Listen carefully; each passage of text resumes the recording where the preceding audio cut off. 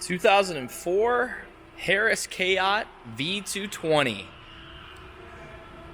22-foot deck boat in a white, kind of a creamy white, red accent stripe with a black top stripe on it. Sitting on a black tandem axle trailer. Trailer is, I believe, a 2016 tandem, so much newer than the boat and in awesome shape. This boat has been stored indoors in climate-controlled building for the majority of its life, and the boat is in awesome shape, considering it's a 20-year-old boat at this point. This is a recent trade-in. It is fully serviced, new battery, fresh fluids, filters, impeller, and we will be completing a bellows job on the outdrive as well. It is equipped with the 5-liter Volvo outdrive 4-blade prop. Does include a spare prop to go along with it. Nice oversized swim platform. The previous owner, like I said, did a great job taking care of the boat, but also made some nice improvements. You have this really nice looking sea deck on the back, as well as up on the bow, and then the main floor is also a sea deck flooring in gray, which you'll see in a moment. Walking around the outside, there are a few scuffs and scratches. This here on the attached platform, and then a scuff in our red pinstriping. This red above the rub rail is actually vinyl, whereas the red below is gel coat. But as we come around, you're going to just see a few little nicks in the red. Harris Kayot sticker in good shape. There is a vertical scratch down here in the red. As we make our way down the transom of the boat, you can see a little bit of remnants of the original IN numbers on here. We buffed a little bit, and it's about the best we could get it to look.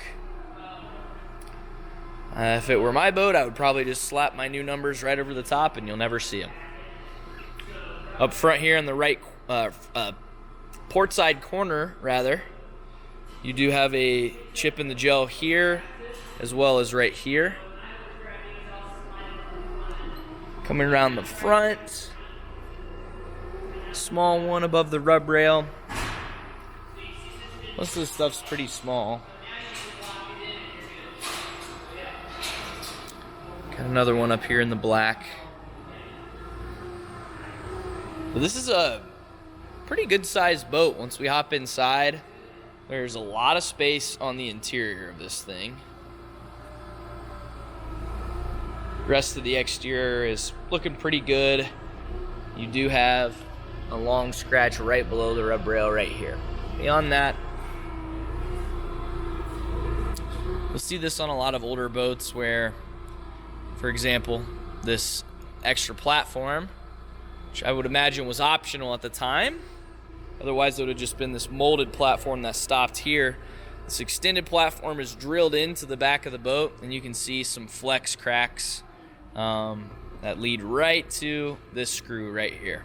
So when this platform flexes, it has flexed the gel coat and put some surface cracks in it, which again is not uncommon to see on a boat of this age. Let's go ahead and hop inside. You do have a ladder that drops down on the back here, which makes it a heck of a lot easier to get into this thing. Pop my shoes off and we'll jump inside. Massive swim platform on this boat. Does have a tow hook back here. Little storage compartment with the wash down. This is a power engine hatch that leads down to that 5-liter Volvo. Step down, as you can see, gray sea deck floor all throughout the interior. The interior is simple. It's just a classic creamy white with a darker tan accent on the seat backs, and then a red accent along the seat bases. We can open up our seats to some storage underneath. Same thing here. Really, the entire way around the boat, there's storage underneath the seats. We do have co-captain's chairs, side by side. The captain's seat has a little staining from when the bolster is flipped up. This moisture gets caught underneath there, and if you don't dry it out all the time, you can leave this discoloration that you're seeing in that line there. Co-captain's seat does not bolster up, and it has a small split here. Coming around to the back seats, they're all in pretty good shape.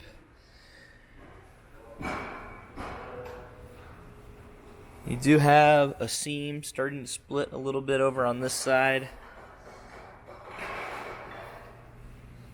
At the dash, sit down here, you can see there's a newer head unit and stereo. It's a Sony. Does have Bluetooth. Gauges, you got your fuel, speedo, depth gauge, engine temp, voltage. You can see here on the tack, 373 hours on the clock for this Volvo. And then everything else over here, you got your docking lights, courtesy lights on the interior, stereo toggle, bilge pump, power hatch for the engine, so on and so forth. Does have the Sirius XM antenna, which is in sync with the head unit, so you can activate your account if you have one. I didn't talk about the bimini. It has a nice black bimini top that goes along with the boat. It's in good shape. Maybe a little faded in a couple spots, but overall gets the job done. Up front, wraparound seating. Again, storage under the seats and the bow, just like in the back.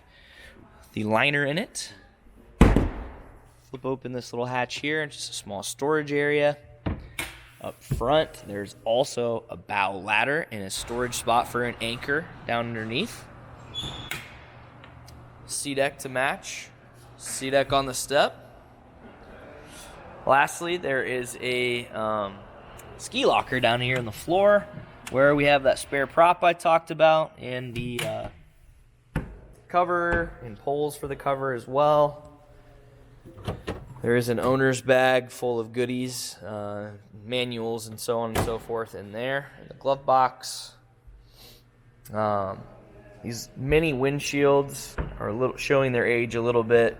You can see some pitting on this plexi piece, and there are some cracks through them, but they're holding, move this thing, it's still sturdy. There's no issues caused by those. They're just maybe not the best thing to look at in the world.